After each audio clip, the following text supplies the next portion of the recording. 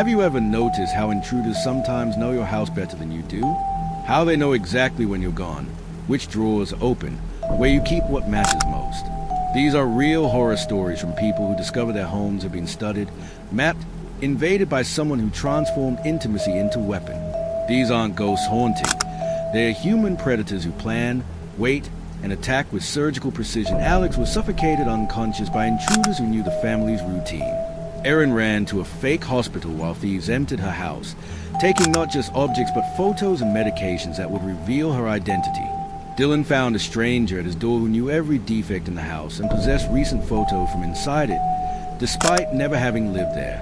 You have 15 seconds to understand that locks and alarms are useless when the enemy already has keys, already knows your schedule, already decided your house belongs to him. Alex grew up sharing a room with Michael, his brother 3 years younger, in a suburban house where space was luxury and privacy was negotiated through improvised curtains and headphones. Years of shared childhood created unbreakable bond, but also burning desire for own space that finally arrived when Alex left for college, leaving Michael with entire room for first time. Adult life brought twists planning didn't predict. At 25, Alex lost his job during economic recession, apartment becoming unsustainable with savings exhausted and job market frozen. Michael, at 22, faced similar situation after graduation in moment where diplomas didn't guarantee placement. Both returned to parents' house. Admission of temporary defeat that masculine pride made harder than it should be, but the house hadn't grown. Childhood bedroom was now father's office, and guest rooms were only one, above garage, conversion of storage space into functional but peculiar room.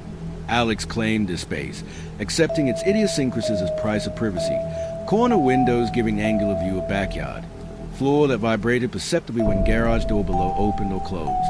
The room had access through internal stairs connected to kitchen, acoustic isolation sufficient to create separated apartment feeling within family structure.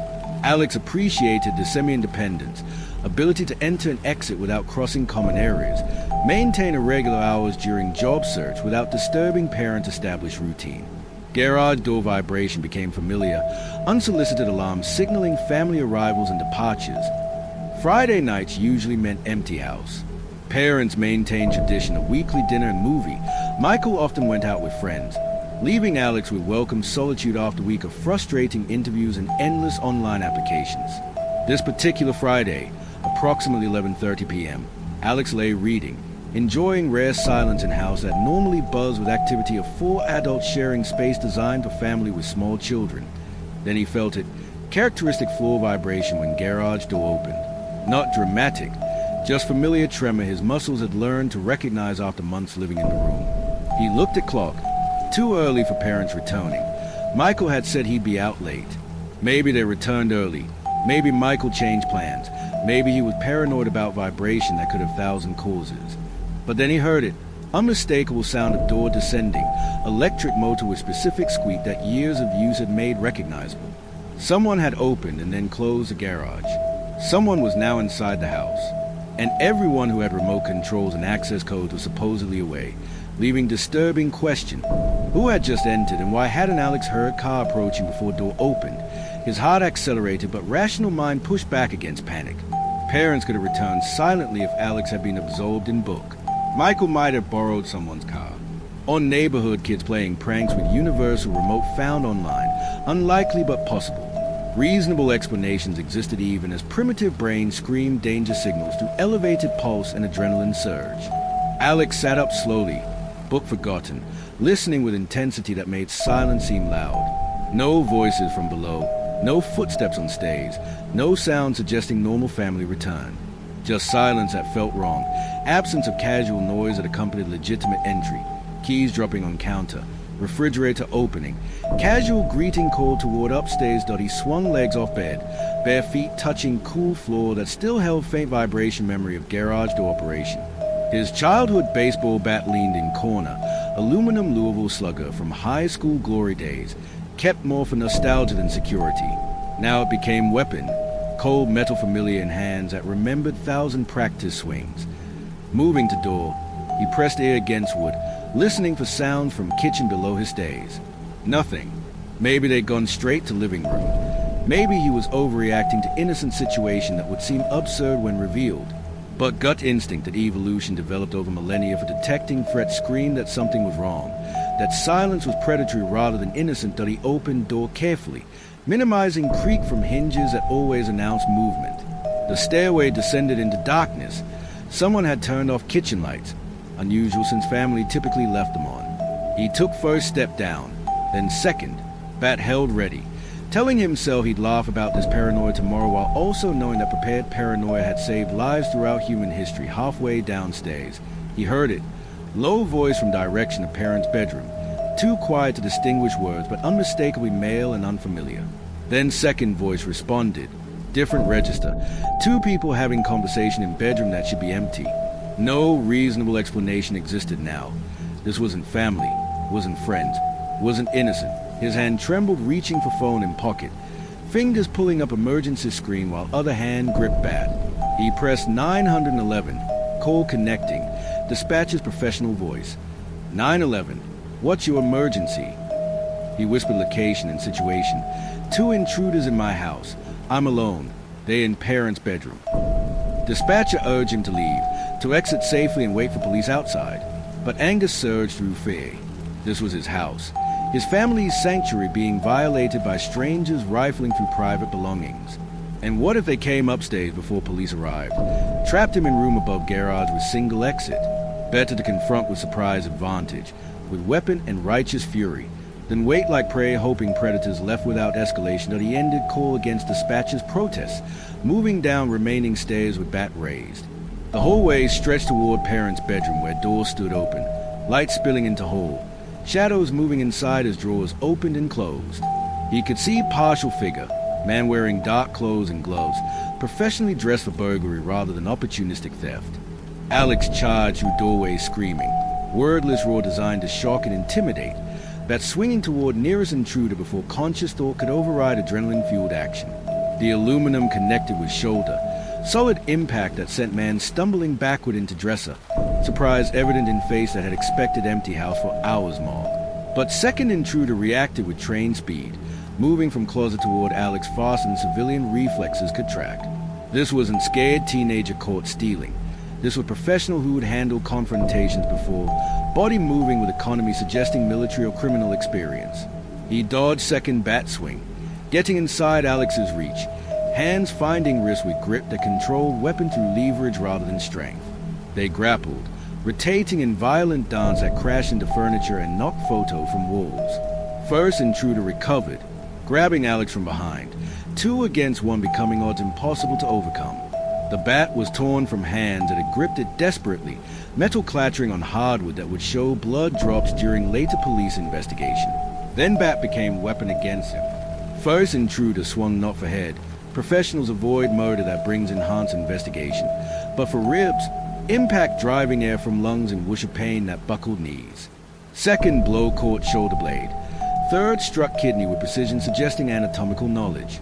He went down, vision tunneling, hands raised in futile defense. Second intruder dropped on top, knees pinning arms, hands finding throat. Not strangling with fingers, but compression with thumbs against carotid arteries, technique that renders unconscious through blood flow interruption rather than air deprivation. Alex thrashed, but weight and leverage made resistance futile, darkness creeping from peripheral vision inward. His last conscious thought was wondering if he'd wake up. Then nothing. Consciousness returned in fragments. Ceiling light too bright, voices talking around him, EMT checking vitals while police officer asked questions he couldn't quite process. His throat ached, ribs screamed with every breath, and confusion about time passage made coherent response impossible. How long had he been out? Minutes? Hours? The intruders, he croaked. Gone, officer replied.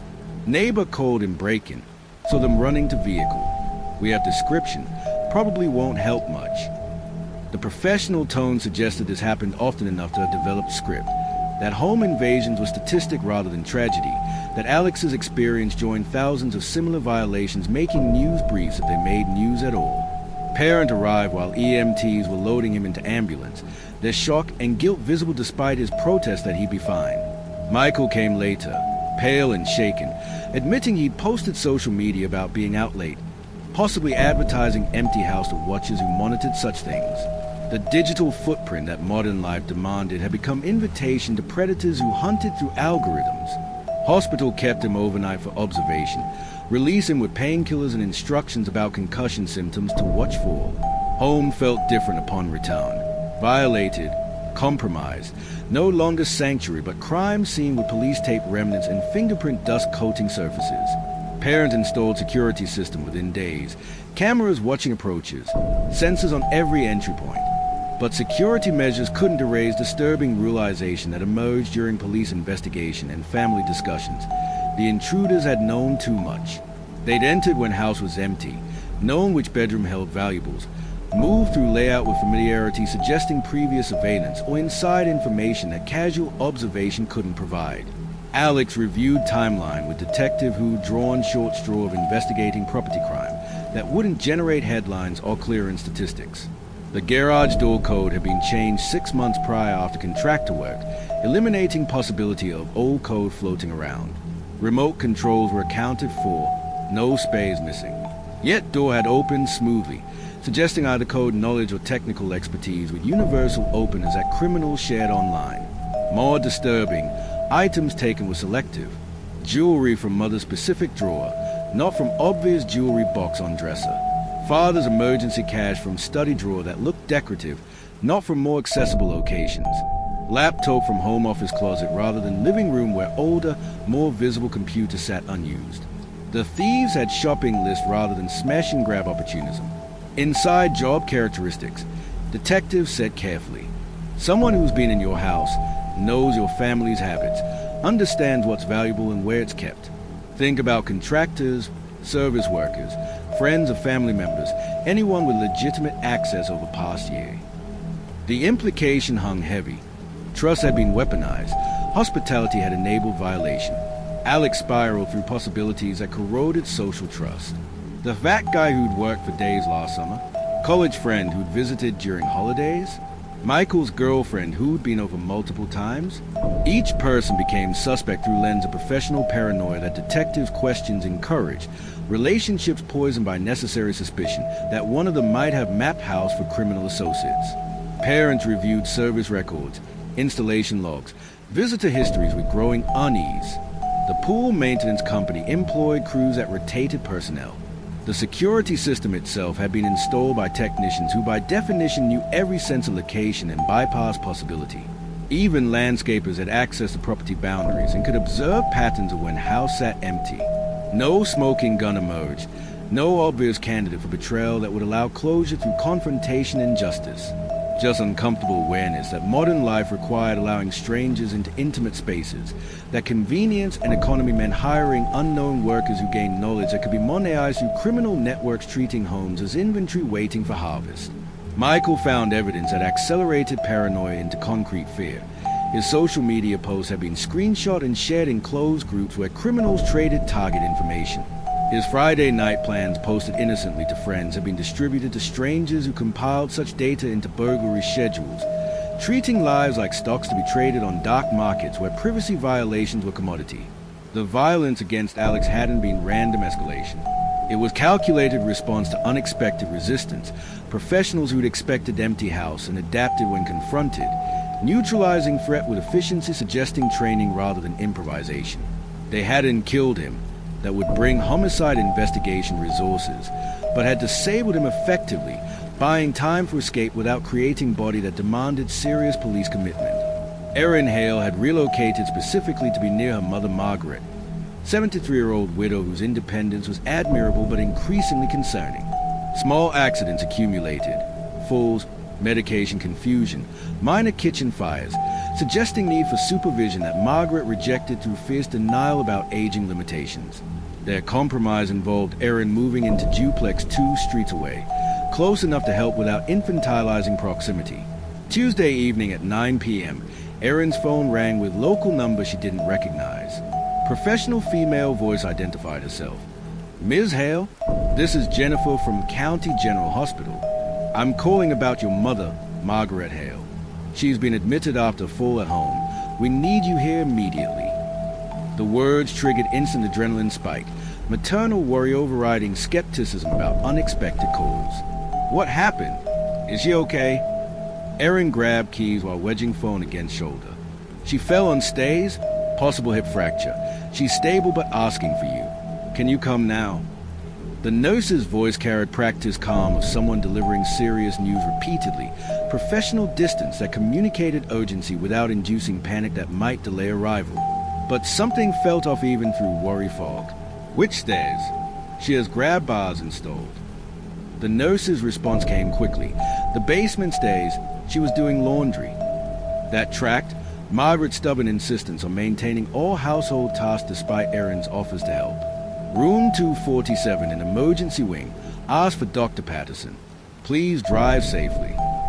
Call ended before Erin could ask more questions. She drove faster than safe through residential streets toward hospital, mind cycling through practical concerns about recovery, care plans, guilt about not being there when fall happened. The information felt legitimate. Correct hospital for area, specific details about room number and doctor name, professional delivery that matched her limited experience with medical emergencies. Emergency room parking was nearly empty, unusual for Tuesday night, but perhaps explained by recent flu season ending. She rushed to Introns, preparing to navigate hospital bureaucracy with maternal urgency that wouldn't accept delays. The night reception desk held single attendant who looked up with polite confusion when Erin demanded Margaret Hale's room number. Let me check our system. Fingers typed, pause, frown. I'm not showing admission for that name. When did she arrive? The confusion in attendant's voice matched her own. About 30 minutes ago, room 247, emergency wing. Dr. Patterson is treating her. More typing. Head shake.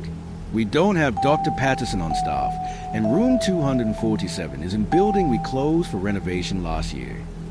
Cold realization spread through Erin's chest. Check again. Margaret Hale, 73, fell on basement stays. The attendant's expression shifted from confusion to concern. I'm showing no recent admissions matching that description. Are you sure you have the right hospital? But Erin was already pulling out phone, dialing mother's home number with shaking hands. 3 rings. 4. Then Margaret's irritated voice. Erin, do you know what time it is? Relief and horror mixing cocktail that made words difficult. Mom, are you okay? Did you fall? Long pause. Fall? No, I'm fine. Been watching television all evening. What's going on? Erin's knees weakened as truth crystallized. The phone call had been an elaborate lie, professional deception designed to remove her from home for specific duration. Erin ran to car, abandoning confused hospital staff, driving toward her duplex with certainty building that call had been tactical removal, that real crime was happening at a address she'd abandoned in panic. She called 911 during drive, reporting suspected burglary in progress, giving address with emphasis that she'd been lured away through false emergency call.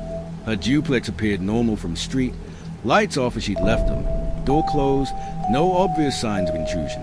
But when key turned in lock and doors swung open, wrongness became apparent. Displaced air current suggesting window open, scent of unfamiliar cologne or aftershave, subtle difference in shadows that came from furniture moved fractionally from original positions. She didn't enter, backing away and waiting on sidewalk for police who arrived within minutes. 2 officers clearing rooms methodically before allowing her inside. The damage became evident under lights. Ransacked drawers, overturned couch cushions, bedroom closet emptied onto floor. But violation went beyond standard burglary. This was surgical removal of specific items while creating appearance of chaos. Electronics were obvious losses. Laptop, tablet, older phone she kept as backup. But jewelry box sat untouched on dresser. Expensive watch her ex-husband had gifted remained in obvious location. Instead, thieves had taken silver frame photos of family, removing pictures but leaving frames. Prescription medications were gone from bathroom cabinet. Not just painkillers with street value, but routine prescriptions with her name, address, and medical information. Police detective who arrived later explained with weary expertise, this is identity theft operation. They researched you enough to know about your mother, created credible emergency scenario to ensure your absence, then took items that let them build identity profile. Photos for facial recognition or forgery, medications for insurance fraud, personal documents if they found any. The sophistication chilled her. Random burglars smashed and grabbed. These operators had studied her life, compiled dossier on relationships and vulnerabilities, executed plan that manipulated psychology rather than just picking locks. The call about your mother being hospitalized, that's high-level social engineering. They knew exactly which fear would guarantee your immediate departure without verification. Erin catalogued other missing items with growing unease. Her mother's emergency contact card from refrigerator, photocopy of mother's insurance papers she kept for medical appointments, Margaret's spare house key from kitchen drawer. The burglary hadn't just violated Erin's privacy. It had gathered tools for accessing Margaret's home, identity, and finances through information that loving daughter had collected for legitimate caregiving. We need to alert your mother's bank, credit monitoring services, police in her jurisdiction. Detectives said while photographing scattered belongings. These operations often target elderly parents through stolen information from adult children. You a gateway to more valuable identity. Elderly woman living alone, potentially confused about charges she didn't make, easier target for sustained fraud. Erin spent that night at mother's house, explaining situation while watching Margaret's face cycle through disbelief, anger, fear. They spent next day on phone marathon, banks, credit bureaus, social security office, insurance providers, erecting defensive perimeter around identities that criminals had mapped for exploitation. Every call required explaining violation, repeating story until words lost meaning through repetition. Security cameras installed at both residences provided illusion of protection, digital eyes watching empty rooms while unable to prevent determined entry. Erin couldn't shake feeling of being observed, that someone had compiled enough information to predict her responses, exploit her relationships, invade her life with precision that suggested ongoing surveillance rather than one-time theft. Dylan Brooks had been renting the modest ranch house for 1 year, enjoying stability after nomadic 20s spent moving between temporary situations and unstable roommate arrangements. The lease ran another year, rent was reasonable, and landlord Mr. Russo was hands-off in best possible way, responsive to maintenance requests but otherwise non-intrusive. Thursday evening at 8:47 p.m., Dylan was making dinner when violent pounding erupted on front door. Not polite knocking but aggressive banging suggesting emergency or confrontation. Fist impact that rattled door and frame.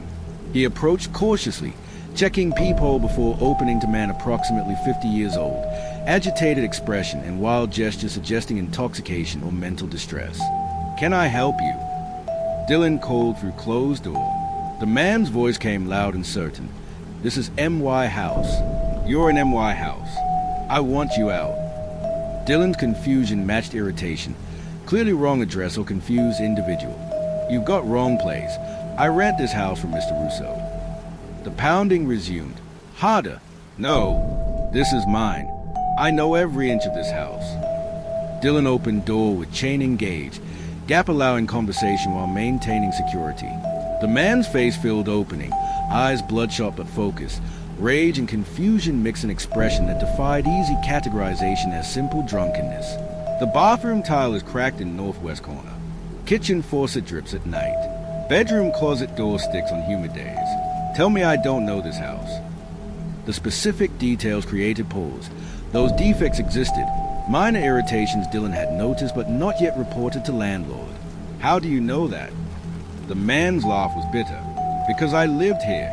Because this house is mine and you're stealing it from me." He fumbled in jacket, pulling out papers that he thrust toward gap in door. Dylan took papers cautiously. Utility bills addressed to Robert Chen at this address but dated 3 years prior. Correspondence from various companies using this house address. Even take-out receipts from local restaurants listing this location. None of it current, or at least 3 years old, but definitely connected to this specific property. "These are old documents," Dylan said carefully. "I've been here a year. Mr. Russo has owned this property longer than that. You must have lived here under previous ownership." But Robert Chen shook his head violently. "No, I was here last month. I had guests. I have photos." He pulled out phone, shoving screen toward door gap. The photos on Chen's phone showed interior of this house, unmistakably same layout, same fixtures, same kitchen configuration Dylan knew intimately, but populated by unfamiliar people, gatherings that Dylan hadn't hosted, furniture arrangements he'd never used. Timestamps on photos claimed recent dates, some from last month, some from 2 weeks ago. These are digitally altered, Dylan said, but certainty wavered. The photos looked genuine, lighting and angles consistent with actual rooms he occupied. You can't be in my house. I live here. I'm here every night. Chen's expression shifted from rage to something else, pity mixed with confusion. You're confused. This is MY House. I have the documents. I have the photos. I have the memories. Dylan's hand found phone in pocket. I'm calling police. You need to leave. Chen didn't retreat, instead becoming eerily calm, disturbing transition from agitation to controlled intensity. Call them. They'll straighten this out. They'll see I'm right. This house is mine, and I want it back. He stepped away from door voluntarily, sitting on porch steps in posture of someone waiting for inevitable vindication. Police arrived within 10 minutes. 2 officers who separated disputing for individual statements. Dylan explained lease, landlord contact, physical possession of property. Chen produced his documents, photos, emphatic insistence the house belonged to him despite legal paperwork suggesting otherwise. Officers examined evidence with professional skepticism turning to confusion. So, these documents are outdated by years, officer explained to Chen. And photos could be from previous residents or digitally created. Current resident has valid lease. Landlord has ownership documentation. You can't be here. Chen's calm fractured back into agitation. You don't understand. This house is mine. I know it's mine. I have proof. But proof wasn't sufficient against legal possession. Officers escorted Chen from property with warnings about trespassing, obtaining his identification and contact information, before releasing him into night. Dylan provided statement, accepting officers' reassurance that situation was resolved. The confused man had mistaken houses or experienced mental health crisis, creating false certainty about property ownership. After police left, Dylan locked doors and windows systematically, checking security of each entry point while Chen's specific knowledge about house defects echoed disturbingly. The bathroom tile crack, kitchen faucet drip, closet door sticking. These weren't obvious features visible from outside. Someone had been inside, observed carefully, or actually lived here in timeline that contradicted Dylan's understanding of property history. He called landlord Russo first thing Friday morning, explaining encounter and requesting confirmation that Robert Chen had never been tenant. Russo was emphatic. Never heard that name. I've owned this property 8 years. Your third tenant, all documented and checked. Nobody named Chen in that history. But Russo agreed to change locks anyway, send locksmith today rather than wait for weekly rounds. 2 weeks passed without incident. New locks installed. Dylan almost convinced that Chen had been mentally ill individual whose delusion coincidentally matched a specific property through random chance or confused memory. Life resumed normal patterns. Work, home, routine that modern life demanded for maintaining stability in an uncertain world. Then Friday evening, Dylan returned from happy hour with co-workers to find house subtly wrong. Not dramatically ransacked like Aaron's experience, but carefully searched by someone looking for specific item rather than creating chaos. Books were shelved in wrong order. Kitchen cabinet showed signs of methodical examination with items replaced incorrectly. Bedroom dresser drawers weren't quite flush, indicating they'd been opened and closed by unfamiliar hands. Most disturbing, no forced entry evidence. Windows remained locked from inside. Doors showed no tampering. New locks functioned perfectly. Whoever had entered possessed key that shouldn't exist, either copy made before lock change or skills of bypassing security that rendered physical barriers irrelevant against determined intrusion. Dylan called police again, different officers responding who documented violation with professional courtesy but limited optimism about resolution. Without forced entry, hard to prove burglary versus authorized access. You'll want to talk to landlord about who else might have keys, whether previous tenants returned all copies, if contractor work required temporary key duplication. But nothing was stolen. That was most disturbing aspect. Electronic equipment remained. Cash he kept in desk sat untouched. Nothing of obvious value was missing despite thorough search that examined every storage location. They were looking for something specific, officer noted. Either they found it and left everything else, or they didn't find it and departed empty-handed. Dylan reviewed Russo's tenant history, contacted previous residents through social media with awkward messages requesting information about anyone named Robert Chen or unusual incidents during their tenancy. Responses were universally negative. Nobody recognized Chen's name. None reported similar encounters or suspicious events that might explain current situation. The locksmith who changed locks confirmed no signs of picking or force bypass when examining cylinders after second invasion. Whoever got in had key or expertise that leaves no trace. I can install deadbolt requiring key from both sides, make it harder to exit if they enter when you're home, but can't guarantee security against someone this skilled or determined. Chen's photos remained unexplained mystery. Dylan had examined them carefully, showing them to friends who confirmed these were actual rooms from his current house, not similar properties or convincing fakes. Timestamps could be altered easily, but image quality and lighting consistency suggested genuine photography rather than sophisticated manipulation. The rational hypothesis, preferred by police and skeptical friends, positioned Chen as mentally ill individual who'd lived in house during timeline nobody could confirm, whose legitimate residency had been lost in documentation gaps or illegal subletting that landlord hadn't known about. Memory problems from his condition, they theorized, created belief he still owned house, while previous legitimate access explained his detailed knowledge of defects and layout. Photos could have been taken during his actual residency years ago. Timestamps altered to support delusion about recent access. Documents in his possession were genuinely from past legitimate occupancy that mental illness prevented him from accepting as concluded. His claim about recent guests might reference memories from years prior. Temporal confusion common in certain conditions making past feel present. This explanation fit evidence while avoiding supernatural or conspiracy theories. Landlord Russo might be honestly unaware of subletting that occurred during gap between previous tenants, illegal arrangement that never appeared in official records but gave Chen legitimate if an authorized residency. His mental deterioration could explain why he didn't pursue legal remedies, but instead showed up demanding recognition of ownership he believed remained valid. But this rational framework couldn't explain key possession. Even if Chen had lived there previously, new locks should have created security impossible to bypass without sophisticated skills that his presentation and behavior didn't suggest. The methodical search indicated purposeful mission beyond delusional reclamation. He was looking for something, possibly item he believed belonged to him from previous residency. Russo eventually hired private investigator to research property history more thoroughly, turning up interesting detail.